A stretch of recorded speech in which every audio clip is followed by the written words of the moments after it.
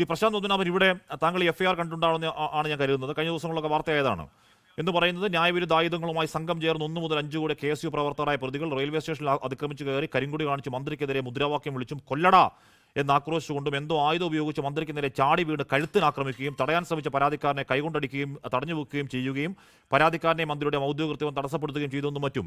ഇതുവരെ ആരും ആയുധങ്ങൾ കണ്ടിട്ടില്ല. ഇതുവരെ ആരും അങ്ങനെ മന്ത്രിക്ക് അടുത്തേക്ക് പോകുന്ന ഒരു KSUക്കാരനെ കണ്ടിട്ടില്ല. ശ്രീ പ്രശാന്ത് പത്മനാഭൻ, നേരത്തെ മുഖ്യമന്ത്രിയുടെ ആ നവകേരള യാത്രാ ബസ്സിന് നേരെ ഷൂ എറിഞ്ഞൊരു സംഭവം ഉണ്ടായിരുന്നു. അതിലെ FIR എന്തായിരുന്നു? ഇവർ KSUക്കാർ ഷൂ എറിഞ്ഞ് ഈ ബസ് മറിച്ച് ബസ്സിലിരിക്കുന്ന മുഖ്യമന്ത്രിയെയും മന്ത്രിമാരെയും കൊല്ലാനുള്ള ഗൂഢാലോചന, വധശ്രമം. അവിടെ അന്ന് ഫ്ലൈറ്റിലെ കാര്യം കൂടി, അതും മുഖ്യമന്ത്രിയെ കൊല്ലാനുള്ള വധശ്രമം. കേട്ടാൽ ചിരിവരുന്ന FIRകൾ നിയമവ്യവസ്ഥയെ കൂടി കളിയാക്കലല്ലേ ശ്രീ പ്രശാന്ത് പത്മനാഭൻ? തീർച്ചയായിട്ടും വധശ്രമം എന്നൊക്കെ എഴുതി ചേർക്കുന്നത് ശരിക്കും സീരിയസ് ആയിട്ടുള്ള കുറ്റങ്ങളെ കളിയാക്കുന്നതിന് തുല്യമാണ്. ഇല്ലാത്ത കാര്യങ്ങൾ പറയുന്നത് പോലെയാണ്. രാഷ്ട്രീയ പ്രതിഷേധങ്ങൾ സ്വാഭാവികമാണ്. ഇവിടെ കേരളത്തിലത് പലപ്പോഴും നടന്നുകൊണ്ടിരുന്നതാണ്.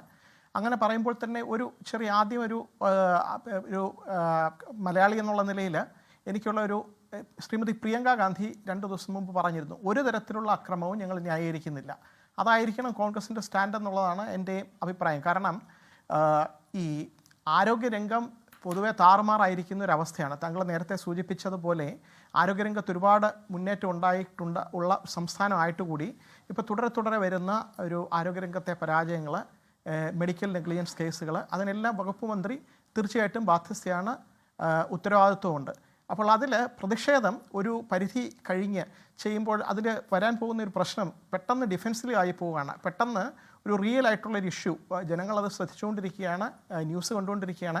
അപ്പോൾ 4 വർഷമായിട്ട് ചെയ്യാത്ത രീതിയിൽ പെട്ടെന്ന് ഇലക്ഷൻ്റെ സമയം അടുക്കുമ്പോഴേക്കും പെട്ടെന്ന് ഇങ്ങനെ ഒരു കരിങ്കൊടി കാണിച്ചുകൊണ്ടുള്ള ഒരു ഓടിക്കയറി വന്നുകൊണ്ടുള്ള അതിനകത്ത് സാധാരണഗതിയിൽ സംഭവിക്കുന്നത് എന്താണെന്ന് വെച്ച് കഴിഞ്ഞാൽ, ഒരു കൂട്ടം കൂടി അൺലോഫുൾ അസംബ്ലി എന്ന് പറയും. അതിനകത്ത് ആരെങ്കിലും ഒരാളെങ്കിലും ഇതിനകത്ത് എന്തെങ്കിലും ഒരു കുറ്റം ചെയ്തിട്ടുണ്ടെങ്കിൽ അതിനകത്തുള്ള എല്ലാവരും അതിൽ ഈക്വലി ലയബിളാന്ന് പറയും, ജോയിൻറ്റ് ലയബിലിറ്റി എന്ന് പറയും ക്രിമിനൽ ലോയിൽ. പക്ഷേ ഇതിനകത്ത് ഈ ഒരു സംഭവത്തിൽ അങ്ങനെ നടന്നിട്ടില്ല എന്നാണ് കോൺഗ്രസ് ഊന്നി പറയുന്നത്. അപ്പോൾ അവിടെ ഇതിനകത്ത് ആരും അതിനകത്ത് പങ്കെടുത്തിട്ടില്ല. ഈ ശ്രീമതി വീണ ജോർജ് പറയുന്നത് അവർക്കൊരു വേദന ഉണ്ടായിട്ടുണ്ട്, ഒരു പക്ഷേ കഴുത്തിന് ഒരു സ്ട്രെയിൻ ഉണ്ടായിട്ടുണ്ടെങ്കിൽ നമ്മളതിനെ കളിയാക്കുന്നില്ല, അത് തെറ്റാന്നൊന്നും പറയുന്നില്ല. ചിലപ്പോൾ സത്യമായിരിക്കും. അത് എങ്ങനെയാണ് സംഭവിച്ചത്, പോലീസ് രക്ഷപ്പെടുത്താൻ ശ്രമിച്ചപ്പോൾ ഉണ്ടായ ഇതാണോ, അല്ലെങ്കിൽ നേരത്തെ എന്തെങ്കിലും സ്പോണ്ടിലോസിസ് പോലുള്ള എന്തെങ്കിലും ഉണ്ടായിരുന്നു, നമുക്കറിയില്ല. അപ്പോൾ ഇതറിയണമെങ്കിൽ, ഈ സത്യം അറിയണമെങ്കിൽ എന്താണ് ഒരു വഴി? സത്യം അറിയണമെങ്കിൽ ഒരു കാര്യം ചെയ്യാമായിരുന്നത് ഹോസ്പിറ്റലിൽ വരെ പോകാം. പ്രതിപക്ഷ കക്ഷി ആയതുകൊണ്ട് പോകരുതെന്നില്ല. നമുക്ക് ഒരാൾ ആശുപത്രിയിൽ അഡ്മിറ്റ് ആയിരിക്കുകയാണ്, എന്താണ് ആരോഗ്യം വിവരം എന്ന് അന്വേഷിക്കാനായിട്ട് ഹോസ്പിറ്റലിൽ വരെ പോയി അന്വേഷിക്കാമായിരുന്നു. ഞാൻ പണ്ട് ശ്രീ ശശി തരൂർ തിരുവനന്തപുരത്ത് ക്യാമ്പയിൻ ചെയ്തിരുന്ന സമയത്ത് സീരിയസ് ആയിട്ട് അദ്ദേഹത്തിന് ഒരു ജെനുവിൻ ആയിട്ടുള്ള ഒരു അമ്പലത്തിൽ വെച്ച് മുകളിൽ നിന്നൊരു തുലാഭാരം ഇരുന്നപ്പോൾ ഒരു ഇഞ്ചുറി ഉണ്ടായ സമയത്ത് എതിർകക്ഷിക്ക് വേണ്ടി പ്രചരണത്തിന് വന്നിരുന്ന കേന്ദ്രമന്ത്രി ധനമന്ത്രി അവിടെ വന്ന് നിർമ്മലാ സീതാരാമൻ ശശി തരൂരിനെ ആശുപത്രിയിൽ എത്തി സന്ദർശിക്കുകയുണ്ടായി. അതുപോലെ ഇപ്പം രാഷ്ട്രീയ കാര്യങ്ങളൊക്കെ മാറ്റി വെച്ചിട്ട് ശ്രീമതി വീണ ജോർജിന് എന്താണ് പ്രശ്നം എന്നുള്ളത് ആശുപത്രിയിൽ പോയി ഒന്ന് അന്വേഷിക്കാമായിരുന്നു. അങ്ങനെ ഒരു രീതിയിൽ ഇപ്പം ഡിഫെൻസീവ് ആകേണ്ട കാര്യമില്ലായിരുന്നു. കോൺഗ്രസ് നടത്തിയത് ഒരു ന്യായമായ പ്രതിരോധമാണ്. അതിനകത്ത് അതിൽ കടന്നു പോയിട്ടുണ്ടെങ്കിൽ തെറ്റ് തിരുത്താനുള്ള ഒരു അവസരം ഉണ്ടായിരുന്നു. അത് കഴിഞ്ഞുണ്ടായ റിയാക്ഷൻസ് നോക്കുക. എന്ന് പറഞ്ഞാൽ ഇന്നിപ്പോൾ ഞാൻ കണ്ടത് DYFIയുടെ നേതാവ് വേറെ എന്തോ ഒരു കൊട്ടേഷൻ, അത് തെളിവില്ലാതെ മുട്ട് തള്ളിയൊടിക്കുകയാണെങ്കിൽ അതിനൊരു ഇനാം തരാം. എന്ത് രാഷ്ട്രീയമാണ് നമ്മൾ കാണുന്നത്? ഇത് നമ്മൾ ജനങ്ങൾ വോട്ട് ചെയ്യാനായിട്ട് തയ്യാറായിട്ടിരിക്കുന്ന ഒരു അവസ്ഥയിൽ ഗുണങ്ങളും ഗവൺമെൻറ്റിൻ്റെ നേട്ടങ്ങളും കോട്ടങ്ങളും ഒക്കെ പരാജയങ്ങളും ഒക്കെ വിലയിരുത്താൻ പറ്റുന്ന ഒരു അവസരത്തിൽ ഇങ്ങനെ തെരുവിലിറങ്ങി ഗുണ്ടായുസം കാണിച്ചാണോ നമ്മുടെ അടുത്തത്? അത് ജനങ്ങളെ കളിയാക്കുന്നതിന് തുല്യമാണ്. അതുപോലെ തന്നെ ചിന്താ ജെറോമിൻ്റെ നേതൃത്വത്തിലുണ്ടായിരുന്ന ഒരു പ്രതിഷേധ റാലിയിൽ വിളിച്ച മുദ്രാവാക്യം അത് കടുത്ത സ്ത്രീ വിരുദ്ധതയാണ്, മനുഷ്യത്വ വിരുദ്ധമായിട്ടുള്ള മുദ്രാവാക്യമാണ്. ഇങ്ങനെയാണോ രാഷ്ട്രീയ പ്രതിരോധങ്ങൾ? അല്ലെങ്കിൽ ഇതാണോ നമ്മുടെ മുന്നോട്ടുള്ള കേരളം ഏറ്റവും കൂടുതൽ സാക്ഷരത നേടിയ സംസ്ഥാനം എന്ന് അഭിമാനിക്കുമ്പോൾ കേന്ദ്രത്തിൽ നമ്മൾ കണ്ടിട്ടുള്ള വളരെ തീരെ വില കുറഞ്ഞ ചില പരാമർശങ്ങൾ പ്രധാനമന്ത്രി ഉൾപ്പെടെയുള്ള പലരും നടത്തിയിരുന്നു 2024 ഇലക്ഷനിലൊക്കെ നടത്തിയത്.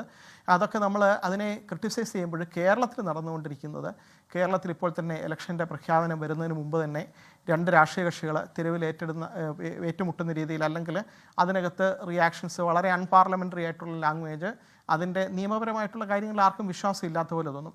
ഇതിൽ നിയമത്തിൽ എന്തെങ്കിലും നിൽക്കുമോ എന്നറിയണമെങ്കിൽ കോടതിയിൽ ഈ പറഞ്ഞ കാര്യങ്ങൾ പോലീസ് FIR ഫയൽ ചെയ്തിരിക്കുന്ന ഒരു അന്വേഷണം പെട്ടെന്ന് നടത്തി ഒരു ചാർജ് ഷീറ്റ് ഫയൽ ചെയ്ത് നോക്കുമ്പോൾ അറിയാം എന്തുണ്ട് അതിനകത്ത്. കോടതിയിൽ നിലനിൽക്കുന്ന എന്തെങ്കിലും ഒരു തെളിവുണ്ടോ, അല്ലെങ്കിൽ കോടതിയിൽ തെളിവ് എന്ന് പറയുന്നത് എന്താണ് അവരുടെ കയ്യിലുള്ളതെന്നറിയാം. അതോ ആദ്യത്തെ ഇതിൽ തന്നെ തെളിവ് ഒരു ചാർജ് ഫ്രെയിം ചെയ്യാൻ പോലുള്ള തെളിവില്ല എന്ന് കണ്ടെത്തി ഇപ്പം അരവിന്ദ് കെജ്രിവാളിനെ വെറുതെ വിട്ടുകൊണ്ട് കോടതി ഒരു വിധി എഴുതി. അതിനകത്ത് അന്വേഷണ ഉദ്യോഗസ്ഥനെതിരെ നടപടി എടുക്കണമെന്നാണ് റെക്കമെൻഡ് ചെയ്തിരിക്കുന്നത്.